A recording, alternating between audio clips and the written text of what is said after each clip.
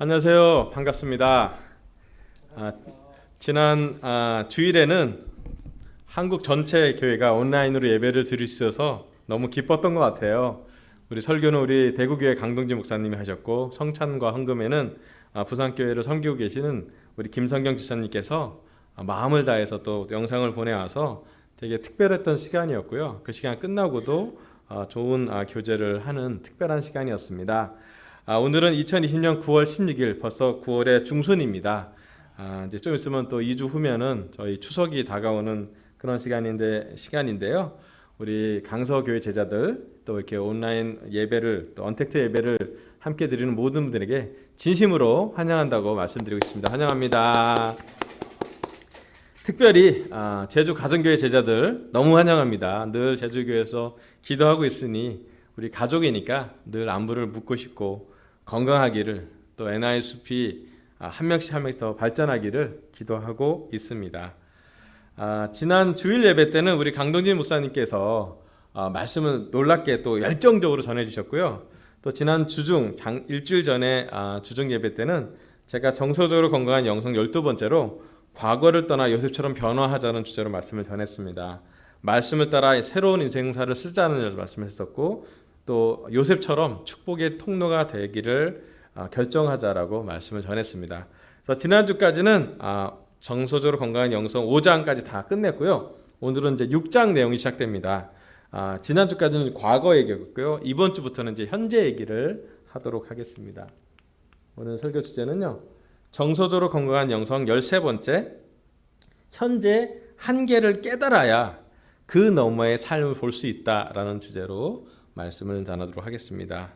아브라함과 이삭과 야곱의 가정사와 과거의 극복으로 요셉을 배웠다면, 이제 그 요셉이 배웠던 그 원칙을 통해서 과거, 가정사 이런 과거 쪽에서는 좀 지나서 현재 또는 미래를 볼 수 있는 그런 시간으로 6장이 시작됩니다. 우리 함께 로마서 12장 1절부터 3절까지 같이 읽어봤으면 좋겠습니다. 로마서 12장 1절부터 3절. 형제자매 여러분, 시작. 형제자매 여러분, 그러므로 나는 하나님의 자비하심을 힘입어 여러분에게 권합니다. 여러분의 몸을 하나님께서 기뻐하실 거룩한 산 제물로 드리십시오. 이것이 여러분이 드릴 합당한 예배입니다. 여러분은 이 시대의 풍조를 본받지 말고 마음을 새롭게 함으로 변화를 받아서 하나님의 선하시고 기뻐하시고 완전하신 뜻이 무엇인지를 분별하도록 하십시오. 나는 내가 받은 은혜를 힘입어서 여러분 각 사람에게 말합니다. 여러분은 스스로 마땅히 생각해야 하는 것 이상으로 생각하지 말고 하나님께서 각 사람에게 나누어 주신 믿음의 분량대로 분수에 맞게 생각하십시오. 아멘. 사도 바울은 로마에 있는 제자들에게 편지를 썼습니다. 사실 로마 교회는 사도 바울이 개척한 교회는 아니었어요. 로마 교회 안에는 여러 다른 제자들이 개척한 교회이기 때문에 사도 바울은 로마에 편지 쓸 때 아주 신중하고 아주 좋은 말투로 편지를 보냅니다. 그 말투에 보면은, 특별히 1절 보면은 하나님의 자비하심을 힘입어 우리 모두에게 권한다고 합니다. 우리의 몸을 하나님께서 기뻐할 만한 거룩한 산 제물로 드리라고요. 어쩌면 우리가 드려야 될 합당한 예배는 우리의 마음과 몸이 하나로 되어서 하나님을 기쁘게 할 만한 것을 하는 것을 결정하는 것입니다. 하나님이 기뻐하시는 것은 말씀을 듣는, 또 말씀에 마음을 담는 제자들을 보는 것입니다. 또 이 예배, 주중 예배라도 우리가 집중해서, 물론 인터넷 환경이고 또 유튜브 모니터 환경이 좀 어렵기도 하겠지만, 그럼에도 불구하고 우리가 하나님을 기쁘시게 할 수가 있습니다. 또 바라기는 우리 강서교회 제자들의 예배가 사람보다 하나님을 기쁘게 하는 예배가 되길 바라겠고, 또 하나님을 기쁘게 하는 걸 통해서 사람들도 변화가 되는 그런 걸 꿈꿔봅니다. 2절에 나옵니다. 여러분은 이 시대의 풍조를 본받지 말고 마음을 새롭게 함으로 변화를 받으라고요. 사실 그 로마 시대의 풍조는 강력했습니다. 우리가 이 말씀을 봐서 알지만 당시 로마의 영향력은 엄청났습니다. 이스라엘은 로마의 정복지였고 로마 황제는 여러 나라의 주인이었습니다. 심지어 그들의 인사법은 로마 황제의 이름을 부르는 것으로 안녕이라는 인사를 대신했습니다. 정치, 경제, 군사, 생존권 모두에 관해서 로마는 관여했습니다. 경찰보다 로마 군사가 더 위에 있었고, 세금이며 여러 가지 삶의 많은 부분은 로마 나라 또 로마 사람이 주는 영향이 엄청나게 컸어요. 그런데 그런 풍조를 본받지 말라라고 하는 것은 사도 바울이 얘기해도 상당히 어려운 힘든 주문이었습니다. 그 당시에 로마의 문화가 그렇게 강하다면 현재 대한민국의 문화는 어떤가요? 요즘 우리나라를 보면 한 풍조가 생겼습니다. 참 여러 가지 많은 풍조가 생겼죠. 1차적으로 우리는 대한민국이 경제 성장을 하면서 돈이 되게 중요시 여기는 나라가 되었습니다. 또 작은 나라에 많은 사람이 살다 보니까 자연스럽게 비교하고 경쟁하고 열등하고 우등한 사람들이 생겨나는 구조로 세상의 풍조가 되었습니다. 또 마치 야생의 법칙처럼 적자 생존의 법칙이 되어서 잘하는 사람만 칭찬하는 문화가 되었습니다. 그래서 우리 문화는 보면 K-드라마도 그렇고 요즘 그 한류도 그렇고 여러 가지 드라마에 경연을 자꾸 붙입니다. 경쟁을 붙여서 1등하는 또는 탑 10, 탑 5 몇 명만 추려서 많은 영광을 주는 그런 풍조로 우리는 살고 있습니다. 이 풍조로 오래 살다 보니 어떤 일이 벌어지냐면 성공하는 사람은 소수가 되고 사실은 열등하게 느끼는 사람, 또 사회에서 밀려나게 느끼는 사람은 다수가 되는 그런 현상을 발휘하고, 또 성공하는 몇몇의 사람들이 많이 벌어서 다수의 잘 못 버는 사람에게 다시 재분배하는, 또 정부가 그런 것을 주관해야 되는 그런 상황이 우리한테 어떠한 풍조로 흘러오고 있습니다. 그때 하나님은 사도 바울을 통해서 로마 교회에 이런 편지를 했습니다. 그 시대의 풍조를 본받지 말고 마음을 새롭게 하라고요. 그리고 변화를 받으라고 했습니다. 그 변화를 받으면 하나님의 선하시고 기뻐하시고 완전한 뜻이 무엇인지 분별할 수 있대요. 여러분, 우리 시대, 대한민국 시대, 또 우리 강서교회 제자들에게 하나님은 사도 바울의 편지를 통해서 말씀하고 계십니다. 우리 풍조, 대한민국의 풍조를 반받지 말고 하늘의 법칙, 하나님의 말씀, 사도 바울의 확신을 따라서 우리는 뭔가 새롭게 마음을 변화해야 한다고 합니다. 실제로 사도 바울은 자기가 유익하던 모든 것을 오물처럼 여겼다고 합니다. 그리고 그리스도를 아는 것, 예수 그리스도를 함께 사는 것, 내 마음의 보물인 예수님과 함께 걸어가는 것이 그의 삶의 가장 중요한 가치가 되었습니다. 그리고 그 가치는 부자가 되든지 가난이 되든지, 넉넉하게 살든지 아니면 없이 살든지 모든 것에 만족하는 비결을 주었다고 성경에 써 있습니다. 그리고 바로 3절에 이런 얘기를 합니다. 나는 내가 받은 은혜를 힘입어서 우리 모든 각 사람에게 말합니다. 여러분은 스스로 마땅히 해야 하는 것 이상으로 생각하지 말고 하나님께서 각 사람에게 나눠주신 믿음의 분량대로 분수에 맞게 생각하십시오. 아멘. 마음이 새롭게 변화를 받으면 하나님이 우리에게 하나님의 뜻도 알려주시고, 또 하나는 우리 스스로 마땅히 생각하는 것 정도를 우리에게 하나님이 알려주십니다. 하나님이 우리에게 주신 믿음의 분량은 어느 정도인지 우리가 한번 생각해 봐야 합니다. 우리가 믿음은 물론 자라기를 원하고 믿음이 가득 차기를 원하지만 하나님이 나에게 주신 이 시대에 2020년 9월에 코로나 환경에서 우리에게 주신 믿음의 분량은 어느 것인지, 또 우리가 균형을 잡아야죠. 분수에 맞게. 사실 그 말 들으면 조금 딴 사람이 나한테 분수에 맞게 생활하면 약간 좀 불편한 얘기이기도 한데, 분수에게 잘 맞는 생활을 한다는 것은 자기 성찰, 자기를 볼 수 있는 그런 삶이 되는 것을 이야기하고 있습니다. 그래서 오늘은 정서적으로 건강한 영성 열세 번째로 현재 한계를 깨달아야 그 너머의 삶을 볼 수 있다는 그 방향으로 말씀을 이 로마서 말씀으로 전달을 하도록 하겠습니다. 첫 번째 제 말씀의 포인트는요, 나의 단계는 어디인지 묵상하자입니다. 아까 나온 말씀처럼 3절에 우리가 마땅히 생각할 게 어디까지인지, 나의 믿음의 분량은 어느 정도인지, 또 나의 영적인 분수, 감정적인 분수, 우리 삶의 관계적인 어떤 분수, 바운더리는 어느 정도의 규모를 갖고 있는지를 한번 생각해 볼 필요가 있습니다. 여기 나의 단계라고 표현이 됐는데요. 단계라는 표현은 이런 표현이 나옵니다. 여기 자넷 헷버그라고 로버트 굴리라는 두 신학자가 저서를 썼는데 더 깊은 믿음으로의 여정이라는 책이 있어요. 이 책 되게 좋아요. 왜냐하면 깊은 믿음에 대해서 우리 다 고민하잖아요.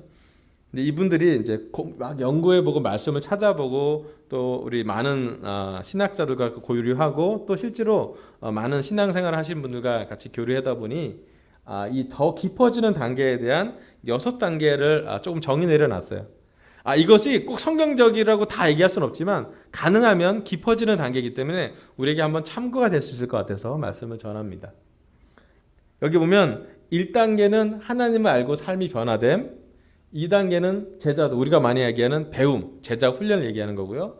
3단계는 그래서 제자 훈련이 잘 되면 활동적으로 살게 돼요. 섬기게 되고 교회에 잘 활동을 하게 됩니다. 그러다가 3단계, 4단계 들어가기 전에 크게 벽을 경험하게 됩니다.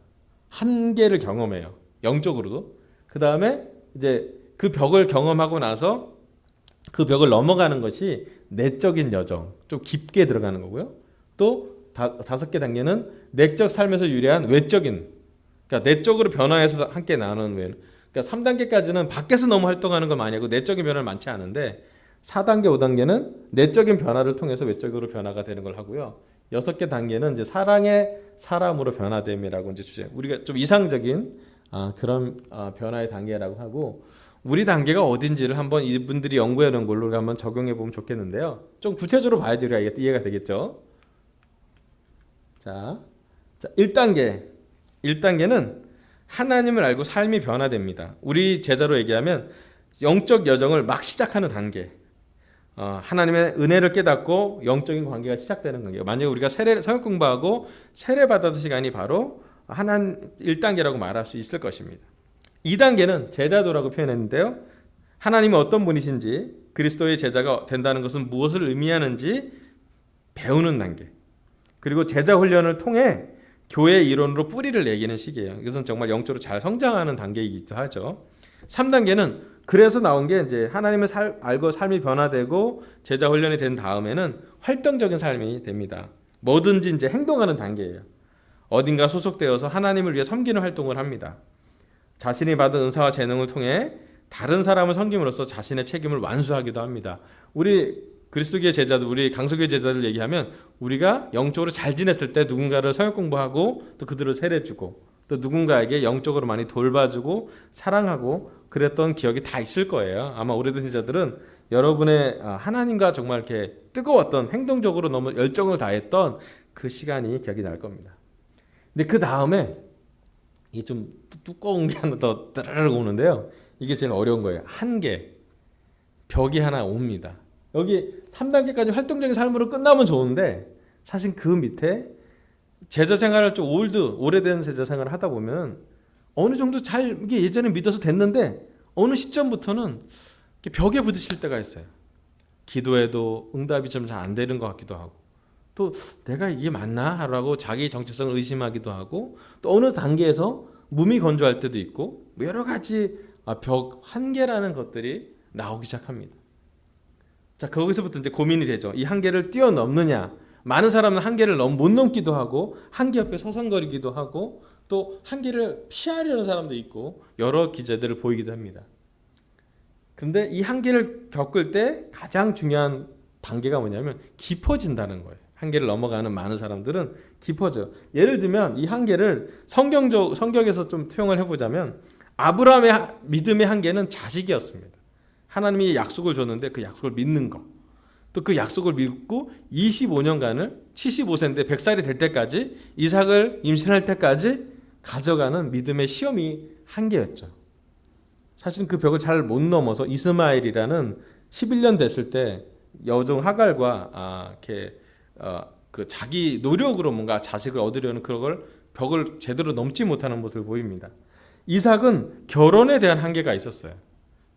그래서 그 결혼을 못해서 서성이었던 기억이 나고요. 리브가를 만나기 전에. 야곱은 그의 삶에 속임수의 한계가 있었습니다. 요셉은 배신했고 이집트에 가는 것이 그의 삶에 영적인 한계가 경험하는 것이 됩니다. 자, 그래서 4단계 그 한계를 넘어가는 과정에서 내적 여정이 시작됩니다. 장벽과 내적 여정은 아주 밀접하게 연결되어 있습니다. 앞길을 가로막는 이 벽 때문에 내적 여정을 시작하기도 하고 어떤 경우는 내적 여정을 통해 이 벽을 통과하기도 합니다. 이 벽은 우리의 한계지만 하나님으로부터 왔다는 것을 기억하는 게 중요합니다. 그래서 내적 여정은 이제 그 벽을 보면서 깊어져야 된다는 터닝 포인트가 하나 생긴다는 얘기예요. 그 5번째는 외적인 여정이 나오는데 이건 뭐냐면 신앙의 위기와 치열한 내적 여정을 통해 이 벽을 돌파하면 다시 한번 하나님을 위해 무엇인가를 하는 쪽으로 움직이게 됩니다. 이전처럼 적극적인 외적 활동일 수 있습니다. 다만 하나님 안에서 안정된 자아를 기초로 활동한다는 점이 큰 차이점입니다. 하나님의 심오하고 깊은 사랑을 발견하고 내적 평온과 차분함을 경험하는 가운데, 그러니까 좀 균형이 잡힌 거죠. 내적으로도 깊어지고 또 외적으로 활동도 하는 그런 것이 5번째 단계고요. 6번째 단계는 하나님의 사랑으로 변화됨입니다. 하나님은 계속해서 일상의 사건이나 주변 환경, 사람들, 심지어 책을 통해 우리를 성장시킵니다. 하나님은 우리 안에서 시작하신 일을 완성하시기로 작정하셨다는 걸 알게 되고요. 그분의 목표는 우리가 사랑으로 온전해지는 것, 즉 예수님을 닮아가는 것을 따르는 삶을 이야기하고 있습니다. 예수 그리스도의 사랑이야말로 우리의 처음과 끝입니다. 이 단계에서 온전한 사랑은 두려움을 내쫓는 경험을 해요. 그러니까 자존감이 높아지기도 해요. 왜냐하면 두려움이 좀 작아지고 사랑이 깊어지기 때문에. 우리의 전 전제가 마침내 하나님의 완벽한 뜻에 순종하고 복종하게 되는 것을 경험한 게 6번째 단계예요. 자, 이제 1단계부터 6단계로 책 한 권 다 읽은 거예요. 우리는 어느 단계인지를 한번 돌이켜 보길 바라요. 제가 한 가지 공감했던 건 뭐냐면 이 벽이 왔을 때, 한계의 벽이 왔을 때 어떤 사람은 벽 주위에 서성인다는 거예요. 그리고 어떤 사람은 그 벽을 회피하는 경우도 있대요. 뚫고 들어가지 없기 때문에. 그리고 이 벽이 왔다는 얘기는 반드시 사람의 힘으로 넘어가기 어렵다는 것이 바로 우리의 한계라고 이야기할 수 있습니다. 더 깊은 믿음의 단계를 가기 위해서 나는 오늘 어디에 있는지, 어느 단계에 있는지를 우리가 한번 묵상해 봤으면 좋겠습니다. 그리고 내 단계가 어딘지에 대해서 누군가에게 나눠봤으면 좋겠어요. 우리 믿음의 친구들에게. 뭐 예를 들면 남편과 아내가 서로의 자기가 상대방을 판단하지 말고 자기 스스로 나는 내가 몇 단계인 것 같아. 또 나의 한계는 뭐인 것 같아. 나는 어느 정도 생각을 해야 되는데 어디로 넘어가야 될 것 같아. 이렇게 얘기를 하면 참 좋겠고요. 또 싱글이나 캠퍼스 같은 경우에는 우리의 소그룹이나 우리의 마음을 잘 나누시는 친구들에게 한번 내가 어느 믿음의 단계에 있는지를 한번 같이 나눠보면 참 좋겠습니다. 자, 2번째 말씀은요. 로마서 7장 21절부터 24절 말씀입니다. 제가 읽어볼게요. 로마서 7장 21절입니다. 여기에서 나는 법칙 하나를 발견하였습니다. 곧 나는 선을 행하려고 하는데 그러한 나에게 악이 붙어 있다는 것입니다. 나는 속사람으로는 하나님의 법을 즐거워하나 내 지체에는 다른 법이 있어서 내 마음의 법과 맞서서 싸우며 내 지체에 있는 죄의 법에 나를 포로로 만드는 것을 봅니다. 나는 비참한 사람입니다. 누가 이 죽음의 몸에서 나를 건져주겠습니까? 아멘. 여기 사도 바울이 로마서의 7장에 보낸 말씀은 우리 모든 제자들이 공감할 수 있는 내적 갈등을 표현한 글이에요. 우리 마음에 두 마음이 참 늘 공존하지 않습니까? 사도 바울은 현재 자신의 마음의 갈라짐을 정확히 이해했습니다. 현재 우리 안에는 두 가지 법이 존재합니다. 하나는 속사람에게 하나님을 사랑하고 영적인 걸 하고 싶은 마음이 있어요. 근데 또 반대로 우리 육체는 죄의 법을 있어요. 죄의 유혹이 매일 오지 않습니까? 여기 아무것도 염려하지 말고라고 써있지만 우리의 염려는 매일 파도처럼 밀려 들어와요. 코로나 환경에서 염려가 오고요. 직장에서, 우리 가정에서, 개인적인 삶에서, 때로는 우리 감정에서 끊임없는 유혹, 염려, 걱정, 플러스 죄의 많은 것들이 우리 안에 세상적인 풍조와 함께 이렇게 쏟아져 내려오는 그런 것을 경험합니다. 어쩌면 오늘 수요일날 주중예배를 하는 이 시간에 오는 시간까지도 정말로 힘든 시간을 보내고 영적으로, 마음으로, 정서적으로, 육체적으로 지쳐있는 상황에서 이 예배 설교를 온 것을 제가 이해할 수 있습니다. 사도 바울은 정확히 이해했어요. 그냥 사람도 아니고 여러 교회를 세웠던, 또 믿음의 편지를 성경으로 기록했던 많은 사도 바울도 우리와 어쩌면 똑같은 갈등에 직면했습니다. 죄짓기 쉬운 환경, 또 죄짓고 후회하며, 또 여러 가지 많은 갈등을 갖고 있다는 거예요. 제 설교는 두 번째 포인트는요, 나의 한계, 벽은 무엇인지 정의 내리자입니다. 사도 바울은 자기의 마음을 쫙 들여다봤더니 내가 마음의 한편으로는 영적인 걸 원하지만 내가 너무 자연스럽게 육체적인 법에 잘 따른다고요. 죄의 법을 따르고 실제로 죄를 지을 때도 있고, 죄에 대한 죄책감이 그의 삶에 크고 작은 무게로 자리 잡아 있음을 봅니다. 사도 바울뿐만 아니라 저도, 제가 목사지만 제 삶에 크고 작은 죄들이 몰려와요. 어떨 때는 걱정으로, 어떨 땐 염려로, 어떨 땐 음란함으로, 어떨 땐 세상적인 많은 고민들, 또 요즘 코로나 환경에서 이게 어떻게 제자들의 고통을, 고민을 같이 나눌까, 플러스 교회는 어느 방향으로 갈까 생각하다 보면 이게 딱 잡히지 않은 뭔가를 보면서 불안해지기도 하고, 때로는 믿음이 세워지기보다는 믿음 없을 때가 쉬워지고, 또 그것이 믿음 없음이 변명처럼 여겨질 때도 되게 많은데, 변명이 큰 벽처럼 약간 변명 같은 그런 것이 나에게 타협이 되는 것을 느낍니다. 성경에 나온 우리의 믿음의 조상들도 각각 자신의 믿음의 한계를 기록했고, 그 한계를 넘어가는 것이 그들의 신앙 여정의 과정이었어요. 놀라운 건 믿음의 우리 영웅들은 우리처럼 약한 것이 있었습니다. 약점도 있었고요, 한계도 있었고요, 벽도 존재했습니다.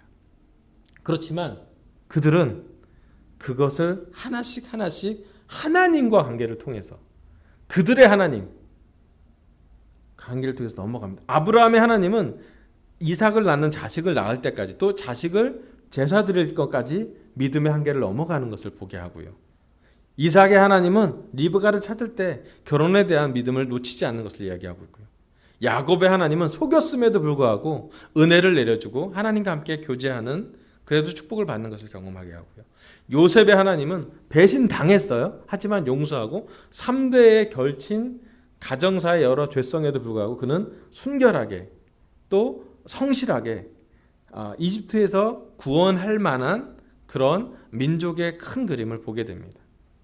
이렇듯 우리의 배웠던 것들은 한계를 극복하는 믿음의 여정들이 성경에 기록되어 있고, 하나님은 그 성경 말씀을 통해 우리 또한 우리 신앙의 여정을, 우리 또한 우리의 장벽을 파악하고 그 장벽을 하나님과 함께 이렇게 뚫고 지나가던, 깊이 파서 넘어가던, 아니면 뛰어넘던, 어떤 건 다 좋으니까 하나님과 함께 그 어려움과 한계를 만나고 하나님과 함께 해결하기를 원하십니다. 자, 그래서 한계가 뭐가 있는지 한번 종합해 봤어요. 우리가 좀 공감할 거. 우리 삶에서의 장벽, 한계들을 좀 이렇게 적어 봤습니다. 제일 먼저는 이제 책에 나온 한계들을 적어 놓은 건데요. 발제서. 이혼이나 실직, 가까운 친구나 가족의 죽음. 오늘도 우리 권나리아 자매 언니 권에리아 분이 돌아가셨는데, 가족이 돌아가시면 되게 힘들죠. 건강 악화, 가로 열고 암의 발병, 교회에서의 환멸, 실망, 배신, 꿈의 좌절, 빗나가는 자녀들, 우리 여러 특별히 팀부모들 많이 공감하실 것 같은데, 자동차 사고, 불임, 특히 결혼 같은 경우는 임신이 안 되는 거, 또 플러스 싱글 같은 경우는 간절히 원하지만 이루어지지 않는 결혼, 또 하나님과의 관계에서 오는 무미건조함이나 기쁨의 상실. 이것은 책에, 우리 정서로 건강한 영성에 나오는 책에 나온 피터 스카즈로 목사님 생각하는 한계 리스트였어요. 제가 조금 더 개인적인 생각을 넣은 건 뭐냐면, 요즘 우리한테 가까이 오는 것 중에 하나는 우울증이 좀 올 수도 있고, 갱년기를 포함한 노화, 직장의 변화와 재정의 약화, 그 다음에 특별히 젊은 세대들은 영적인 사춘기랑 자기 정체성이 부족할 수가 있어요. 영적인 자기의 정체성 갖는 게 내가 뭘 원하는지 몰라라고 느낄 때가 있습니다. 그리고 마지막으로 최근에 코로나19 환경은 우리에게 한계를 계속 직면하게 하는 것 같아요. 그 리스트들은 우리 삶에 한 번 또는 여러 번 올 만한 리스트입니다.